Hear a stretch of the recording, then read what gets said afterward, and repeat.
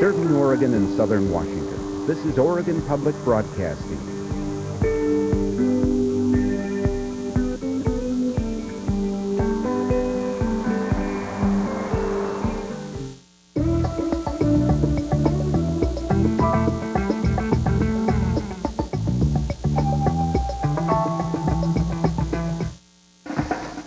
Coming up, get ready to see the largest gathering of rare Maseratis in the world.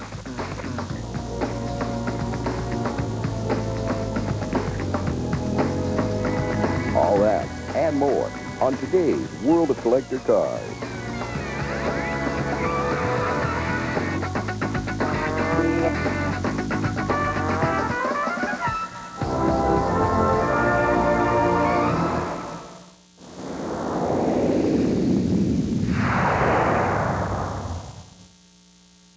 World of Collector Cars is brought to you by... Introducing the new Exide Orbital maintenance-free battery. The Exide Orbital has been dropped, dragged, and drilled to prove it's tough enough for anything and perfect for your collector car. The new Exide Orbital battery. Rare Parts of Stockton, California. Rare Parts supplies suspension parts for all vehicles from 1930 to current year models, specializing in collector car suspension and small run manufacturing. Rare Parts, available through jobbers and repair and restoration shops across the country. Finally, a tire treatment that lasts weeks, not days, even after heavy rains. Introducing Meguiar's Endurance, the long-lasting tire gel that even stops tires from turning brown. Meguiar's Endurance, the tough, long-lasting tire treatment. Kimberly-Clark, makers of Noah, and now new Desktop softest flannel fabric. Desktop is the newest fabric from Kimberly-Clark, featuring incredible softness and breathability, plus 4 layers of protection for your pride and joy. Noah and new Desktop car covers from Kimberly-Clark. The premier collector car show in Texas was coming to an end, and 2 of the main people instrumental in its success were on hand to give us an overview of all the exciting elements involved in the most recent Lakewood Yacht Club Concours and Wood Boat Show. I'm Bob Fuller. I'm Immediate Past Commodore and chairman of the Concours, and I'm here with our Commodore, Steve Leff, and I really want to talk about his beautiful wife, and he's got the most beautiful sailboat you ever saw. Tell us about your boat, Steve. Yeah, speaking of my boat, which I haven't been able to have here lately because of all of your events, this is a fantastic event, Bob. One more year in a row, I think your committee and your efforts, you've outdone yourselves in terms of bringing a number of cars and boats, and especially the quality of the boats that have surpassed what we've had in previous years, in addition to those great boats that were here the last 2-3 years. You got to feel kind of proud about that, don't you? Well, I am proud of it. You remember when we started this 4 years ago, and it was an idea that even we didn't fully understand. No, but we took it on faith that you'd seen a few of these, so you knew what you were doing at the time. Yeah, I think it was a real stretch initially for the club because of the obvious focus here on yachting and boating, and so when you suggested bringing a whole series of cars onto the property, many of our board members had to kind of gasp and wonder if you were trying to turn this into a used car operation or what. Why would we cover the grounds with old cars? That was a good question. I'm sure, well, we've figured it out now, I guess. Yeah. Well, each year has grown a little bit in the number of cars. I think the first year we had just a little over 100 cars and like 38 boats. And last year we had about 182 cars entered. This year about 193 or so, and almost 59 boats, which is the most we've ever had, and a lot of large boats too. But Steve, as Commodore, puts together the volunteer organization and rallies the entire membership, and we have quite a number of those. Talk about that a minute. Well, I think the membership around here really is a key factor in terms of making this thing effective. I mean, your leadership is one thing, and that's important, obviously, but everything from parking to security to watching the boats and making sure that they're taken care of. I mean, the list goes on and on. Bob has a list that's probably 6 or 7 pages of assignments for our members, and without that kind of support, we probably just couldn't do this. No, I don't know how we could. We've got like 38 committees that are created to specifically handle this show with unique assigned duties, We also, for the first time, we've had the largest number of outside volunteers. We've got like over 70. Really? Car Club and Cystic Fibrosis volunteers, several car Miata Club and Cadillac Club and some others, and so that's been a big help as well. Let me ask you something. What inspired you to have the flyover with the Tora group this year? That really added a special spice to both days. Well, I got into conversation with the guy who's chairman of the Wings Over Houston thing, and about how we could promote each other's show. They're about 6 months apart, and this was just kind of a germination of an idea that came out of that conversation, and those guys got excited about it, and they love doing this thing because this is very different from the normal kind of show that they do, and especially having a PT boat on hand that is capable of firing back. That they really liked that. It was quite a show. Well, and the veterans, too, who once served on that boat, several men have served at least, had a special moment for those guys, as this little ceremony indicated yesterday. A lot of memories came back very quickly when those planes were diving down at the boat. Talking about the attack of these Japanese aircraft, the Tora group, I was standing next to this old gentleman who was clutching his heart and looking at these aircraft, and I asked him if he was all right. And he kind of said, well, okay, and then tears started coming down. And I said, you been through one of these before? And he said, yes. And I said, where? And he said, I was at Pearl Harbor. And then tears just rolled down his eyes, and he was clutching his heart. And I asked him if he had talked to the television people that were there, and he said, no. And then he walked away. But it was quite a touching scene with this gentleman seeing this boat firing back at this Navy PT boat firing back at these Japanese airplanes. Really got to him. Got to a lot of people, actually. Yeah, that was a great touch. They did a great job, and it just kind of added a little bit of attraction. We hope that helped draw a little bit of a crowd here to see. You know, it's not as if we need extra attraction, because we've got the most fabulous cars I've ever seen at this show, and it gets better every year. We've got a whole row of cars over there that belong to Rich Atwell and John Grondike and Charles Key and Bill Bocock. Every single one of them has taken first place at Pebble Beach. Mm-hmm. So that you see that the old Model T that took the People's Choice Award? Yeah. Of all these eccentric cars, that was the one that was most popular. Yeah, the People's Choice selected is a 1911 Model T open tour. It's a great-looking car, but not a one-of-a-kind like the Fraschini. But at any rate, and the wooden boats, I hope you can see in the background here, we've got an incredible array of classic wooden boats, from runabouts to the larger cruisers. And one of the byproducts of this has been that we have rekindled interest in the local area in vintage wooden boats. There's all of a sudden in the last year there's been quite a number of new members. Well, as a matter of fact, the Lowenthal's have a boat that really is a beauty, that was originally built for Billy Rose and used during World War II as a sub-chaser, I guess. They have restored that boat beyond belief, and have been written up recently in some of the local magazines. They've done a great job with it. And they're an example, I think, of members who came into the club partly because of this show.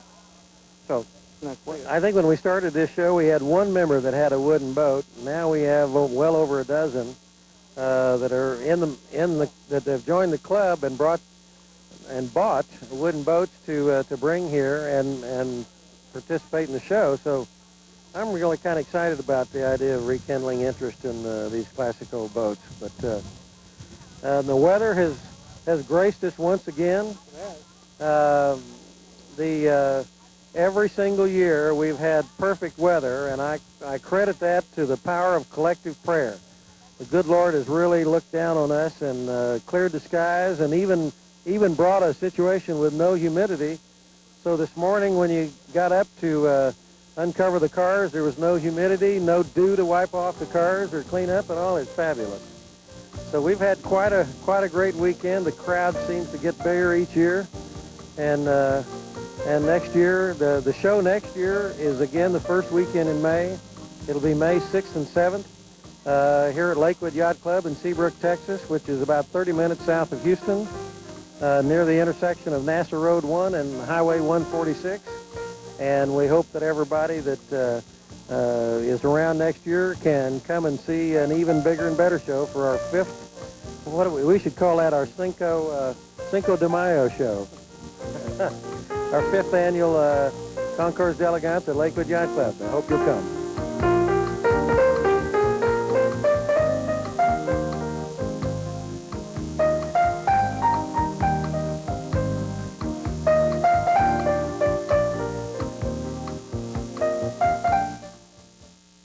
Certainly one area that the Lakewood Concours is becoming famous for is their exceptional assortment of rare Maseratis that are gathered here each year.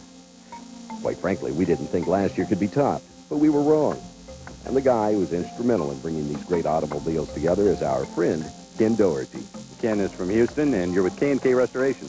K&K Vintage Motor Car. This isn't the first time we've interviewed you. No, we've done a couple more previous to this. And some of your clients here today have some, what I have heard, are some very rare and outstanding examples of Maseratis. And this could be, what, the world's biggest? I think it's probably the world's biggest gathering of rare Maseratis ever. Any place in the world. I know that there's more 5,000, which are the ones we're going to focus on now behind us. And 2 of these cars are one-offs. And there's actually 7 of them here in Houston now. There's about 15 or 16 that are known to exist still of the original 32 that were made. And a couple of them weren't ready, but we do have 4 here that we can talk about. The 5,000s being the one spec here behind us, starting with, is that a dark blue or a black? It's a black, isn't it? And then we have a blue, silver. Another kind of a silver blue. And these are all very rare. All very rare cars, and we can probably start over here with the blue-gray car. And this is owned by John Book out here in Houston, which you've done on before. It's got a lot of these other Maseratis here. This was the first Alemano body who got the contract after the first 8 or 10 cars were made to build the rest of the cars, and they made 19 of them. But this particular one is called the Indianapolis Coupe. It was a prototype. It was the first one in the series that was made. The ones before this were all made by either Frua or Michelotti or Ghia or somebody, and they were only one-off cars. So this was the beginning, and the black one over here was one of the last cars made. It's called a Series 2 of the 5,000 Alemanos, and you can see there's several changes that are on the car. This particular car was the only one with this grille and with this designation, the Indianapolis. It still had 16-inch wheels, and it's a very rare car. In fact, it was tied up in storage, and somebody in England had the car for quite a while. The car was in one place, the engine was in another, so it's taken a while to put it all back together and get it. Considered one of the more significant of the 5,000. It's probably one of the top 5 significant of this series. In fact, this year at Pebble Beach, the 5,000 and Maserati was going to be the featured mark. Let's just walk over there and we'll walk around some more of those. Okay. And moving over to this silver 5,000 Maserati. Tell me a little bit about this one. Well, this is was styled and built by Michelotti, and it was made for Briggs Cunningham, the famous race car driver. Produced in the early 60s, and it's probably titled as later than that, but it's actually produced 60 to 61. And it's the only car like it that was made. It's the only one that he styled, and it's got a completely unique style, as you can see. All these cars were powered by the same type of an engine. It was the later version of the one that they had in their 450S race car, but this one was a little bit changed. It's still a V8 with 4 overhead cams, but these were Lucas fuel injected, and it was the fuel injection that was used with GT cars and race cars and Formula One cars. It was developed in England. And these things produced the conservative. They rated them at around 350 horsepower, but they were probably 70 to 100 horsepower underrated. And they were the fastest cars in the world for a number of years. They're all capable of speeds in excess of 165 miles an hour. Can we walk back here and open the door and look in? Yeah, let's do.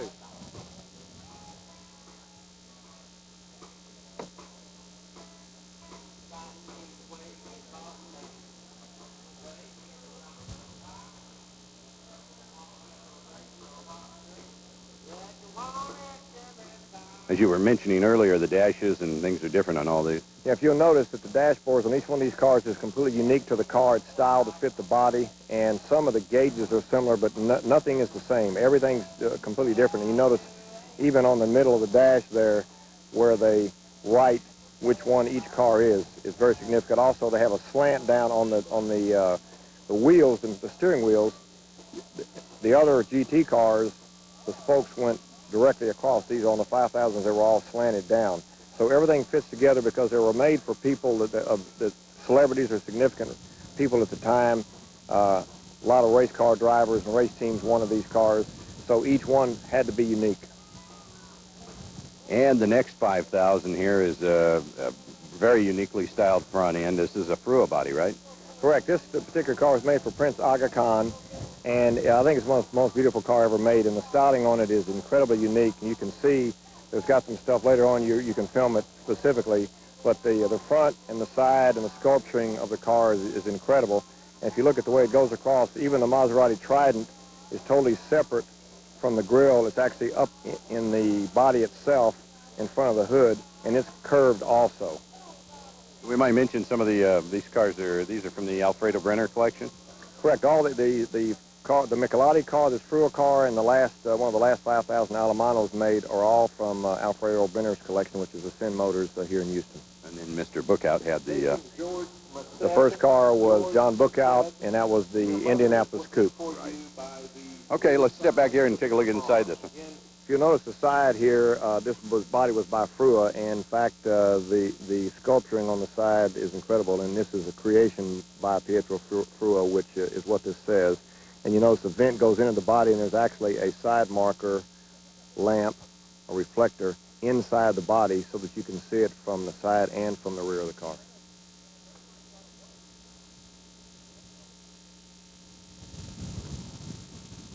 Oh, let's get some very nice interior. This interior is absolutely incredible. It's an Italian sculptured interior. And if you look at this dash, it's even more unique than any of the other ones. And look at the sculpture on the seats, both front and back, the center console, the door panels, the armrests, and even there's about 5 different cuts on the side of the body here, which is all covered in aluminum where you get in. This has got to be one of the most beautiful cars ever made. And if you look at the gauge in the very center of the dash, quite a unique placement for that gauge. Is that a signature on the steering wheel? It is by the steering wheel maker, and it's probably a Nardi creation. I think Nardi made most of the steering wheels for Maserati as well as Ferrari. Another thing I noticed that's, it may or may not be significant about this car, but it's one of the first things I noticed about this one was the unique, the rounded curves where they almost meet between the side window and the back. Right, as I mentioned, Frua sculptured this car like a piece of art.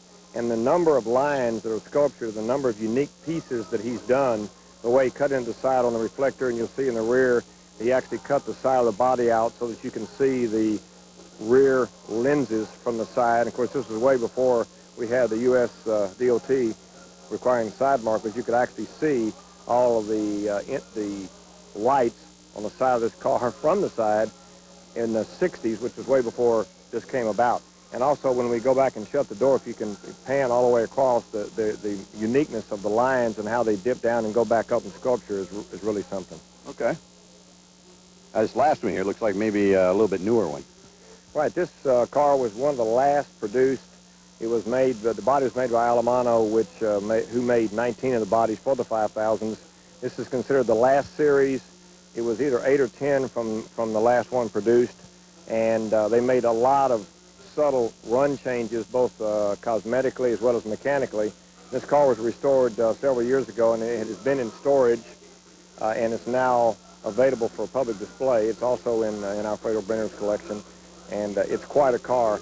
If you notice also, all of the cars we've gone over in his collection all have the Barani wire wheels too, which after the first 6 or 7 cars, all of them after that had Barani wire wheels. Some of the earlier cars, like the first one we looked at, had the standard wheels that they had in the old days that were 16-inch. These are 15-inch on this car. Great. All right. Can we look inside this one, too? Yeah, let's open the door, and this is another unique interior.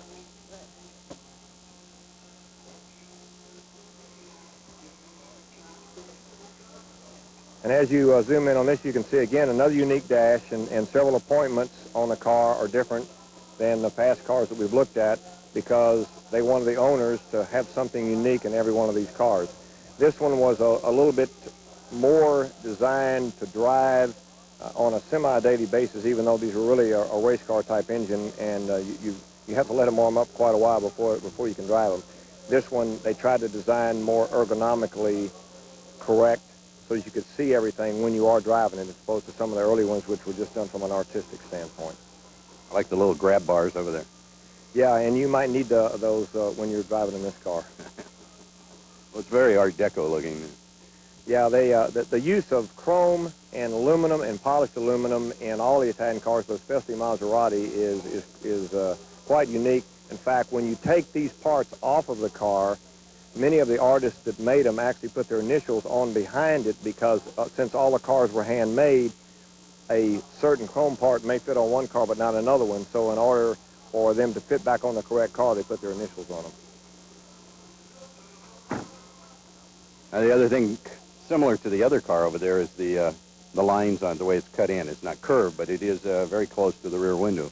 Right, Alemanno did a lot of unique things on their cars too. If you notice, it's got two vent windows, both front and rear, and some of the later later GT road cars that Maserati made that they did the body for had the same kind of design, which does give you real good ventilation. And this is a more squared off look than some of the other, than Frua and Michelotti and some of those people, but there are a lot of sculpturing lines on the car, and if you notice, as you mentioned earlier, Dale, that the way the back window wraps completely around and comes around almost to where the B-post is, where the door shuts. Also, the other thing about these cars that were way ahead of their time, all these cars, when we looked inside, you could see that they all had power windows. They all have complete Connelly leather interiors, and this really was a forerunner of what we have today, which is modern luxury cars that have a lot of performance. So considering Maserati designed a lot of these cars in the late 50s, they were quite far ahead of the trend that we have today, which everybody enjoys, their personal luxury car that's also high performance. Like we started out this interview, another outstanding year, and even, I didn't think you could top last year, but I think you have. Yeah, we're real proud of how the show's worked out, and to have such a unique collection of Maseratis, which we always have, but it's even better this year, and I know you've covered a lot of the other stuff too. There's a lot of other unique pieces here as well.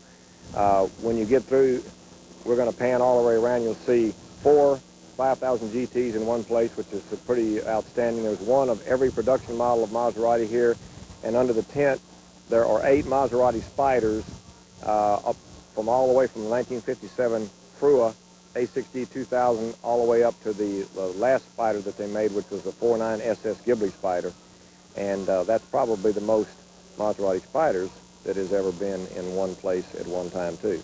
So we're glad to have them here. The majority of the cars came from the John Bookout collection or Alfredo Brenner's, but there are a lot of individuals here who have 1 and 2 cars as well, and we have a lot of interest. We're restoring several other Maseratis right now, which we'll have in future shows. And you mentioned that you might be heading out to the West Coast this year? I know that Alfredo Brenner is going to take these 4 cars that he owns, and we think that John Bookout's probably going to take his too. They've invited them all out, since 5000 is a featured mark, and 5000, well, actually 5000 is a featured model, and Maserati's going to be the featured mark. So we hope to get all the ones that are here in Houston, which would be 7 different cars of 5000 GT, and that'll be at the end of August. All right, well, we look forward to seeing you, and once again, totally great show, and lots of great cars to see here. Thanks a lot, Dale. We're glad to have you guys back. All right, thanks, Ken. Thanks to you and your wife, Kathy. All right, thanks a lot. That's it for today. But coming up next time, we'll have more classic beauty for you.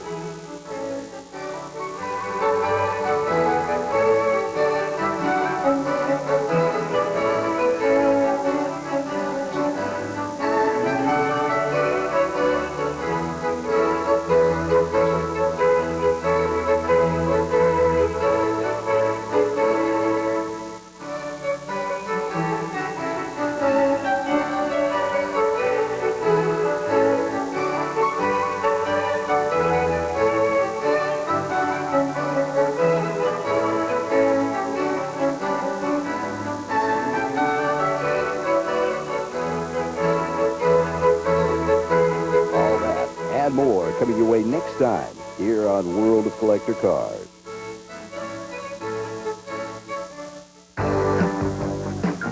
And here's just a peek at what you'll be seeing in some upcoming World of Collector Car shows.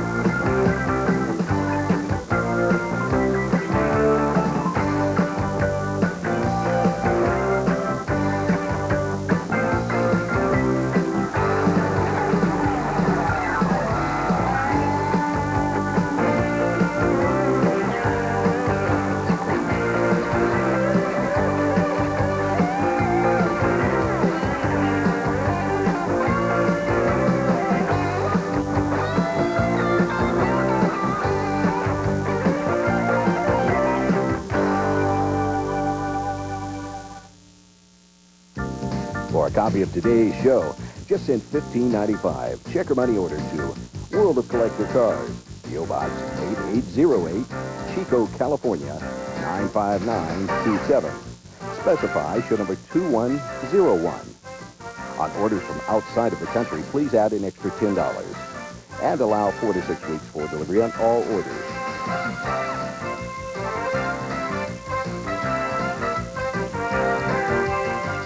For more general information, just call 800-533-4000.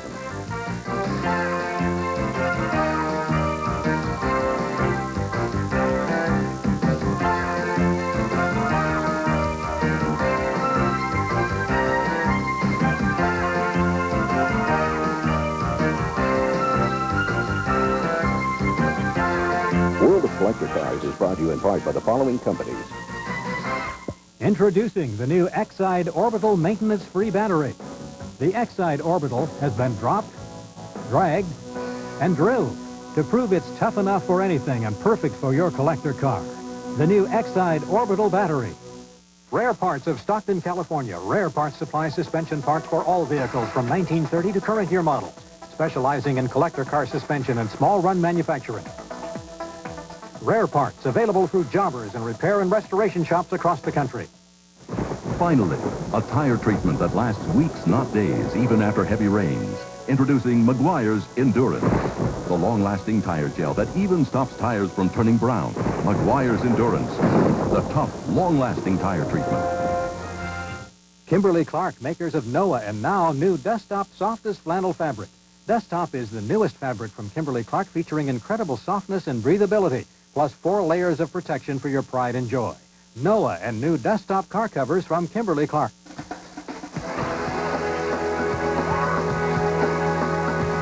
Tonight at 11 here on OPB, Austin City Limits welcomes multi-platinum singer, songwriter, and guitarist Boz Scaggs.